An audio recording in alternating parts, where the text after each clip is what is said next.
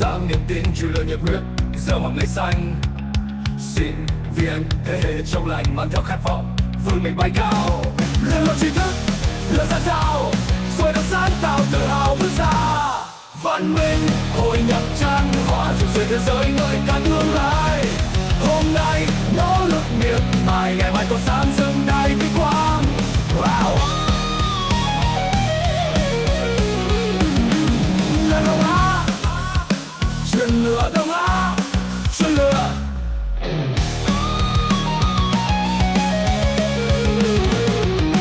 Từng lần nào hát vang nào tương lai đang gọi bùng cháy sáng ngời. Từ lớp tri thức lửa ra dao soi đường sáng tạo tự hào vươn xa. Văn minh hội nhập chan hòa rực rỡ thế giới ngời cả tương lai. Hôm nay nỗ lực miệt mài ngày mai còn sáng dâng đầy vinh quang. Lớp tri thức lửa ra dao soi đường sáng tạo tự hào vươn xa. Văn minh hội nhập chan hòa rực rỡ thế giới ngời cả tương lai. Hôm nay nỗ lực miệt mài ngày mai còn sáng dâng đầy vinh quang. Là Đông Á truyền lửa, Đông Á truyền lửa.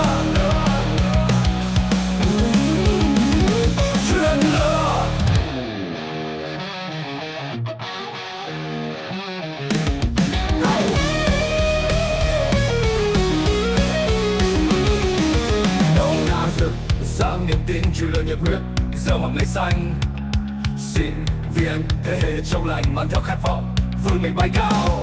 Lên lối tri thức lửa ra dao xuôi đắp sáng tạo tự hào vươn xa. Văn minh hội nhập chan hòa rực rỡ thế giới ngời cả tương lai. Hôm nay nỗ lực miệt mài ngày mai còn sáng dâng đầy vinh quang. Wow. Lên Đông Á truyền lửa, Đông Á truyền lửa.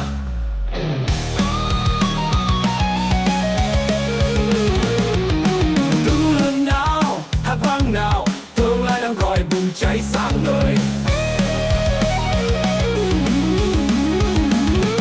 Từ lớp tri thức lửa ra dao soi đường sáng tạo tự hào vươn xa. Văn minh hội nhập chan hòa rực rỡ thế giới ngời cả tương lai. Hôm nay nỗ lực miệt mài ngày mai còn sáng dâng đầy vinh quang. Lớp tri thức lửa ra dao soi đường sáng tạo tự hào vươn xa. Văn minh hội nhập chan hòa rực rỡ thế giới ngời cả tương lai. Hôm nay nỗ lực miệt mài ngày mai còn sáng dâng đầy vinh quang.